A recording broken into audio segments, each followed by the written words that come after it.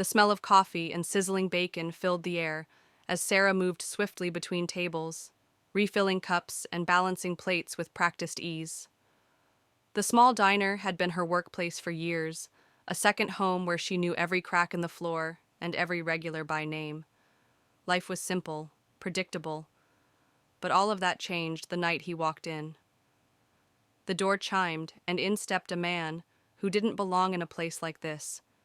He was dressed in a tailored suit, his shoes polished, his presence commanding. He looked around briefly before taking a seat at the counter.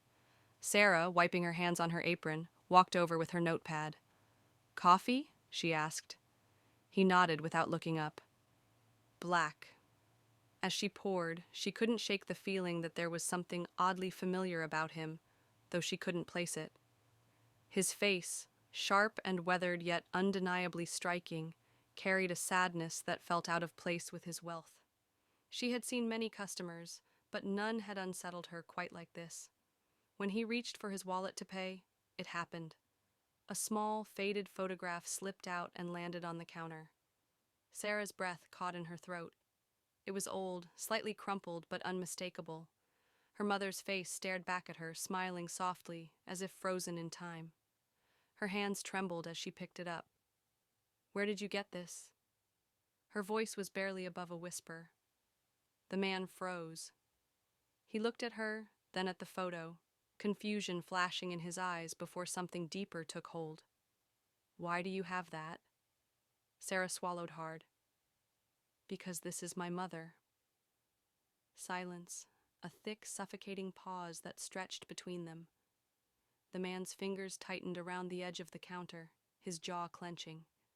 He looked at her again, this time more closely, his eyes searching her face as if seeing her for the first time. "Anna," he breathed, almost to himself. Sarah nodded. "Anna Miller. She passed away years ago." His face drained of color. He set his wallet down, exhaling sharply as if the wind had been knocked out of him.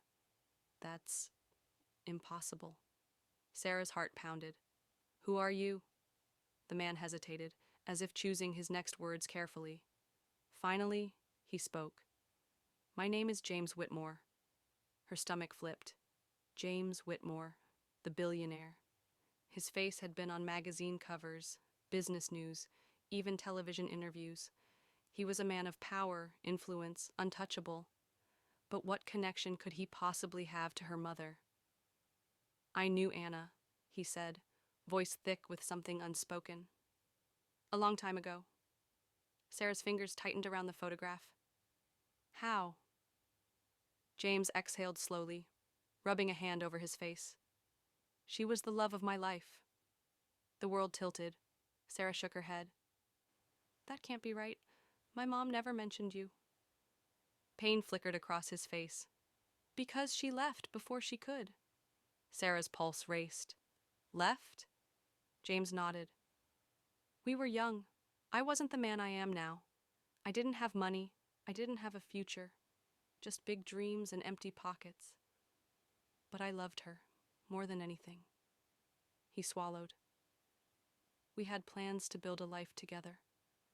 But one day she was just gone." Sarah's mind spun. Her mother had moved them around constantly when she was younger, never settling, never explaining why. Had she been running?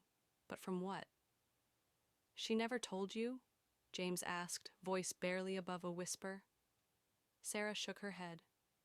"She told me my father left before I was born." James stiffened. The air around them grew impossibly still. His expression shifted, a storm brewing behind his eyes. "Sarah, how old are you?" Her throat tightened. 24. James closed his eyes for a moment, his breathing uneven. When he opened them, something deep and painful settled in them. "I never knew," he said, voice breaking. "I never knew she was pregnant." The room felt too small, the walls closing in. Sarah's hands trembled as she clutched the photo, trying to make sense of what was unfolding. "Are you saying—" James swallowed hard. "I think I'm your father." The words hung in the air, heavy and irreversible. Sarah's breath came in short, uneven gasps. This wasn't real. It couldn't be real. The man in front of her, one of the richest men in the world, was claiming to be her father? The father she had never known? The father she had spent years wondering about, only to convince herself he had never wanted her. "I don't understand," she whispered. "Why would she keep this from me? From you?" James shook his head, pain etched into every feature. "I don't know, but I swear to you, if I had known, I would have never left her. Never left you." Sarah's vision blurred with tears. The life she had known, the struggles, the loneliness, the unanswered questions, had been built on a secret so big it had stolen years from all of them. Her mother had loved a man and walked away from him, leaving him in the dark, leaving Sarah to grow up believing she had no one. James reached across the counter, hesitating.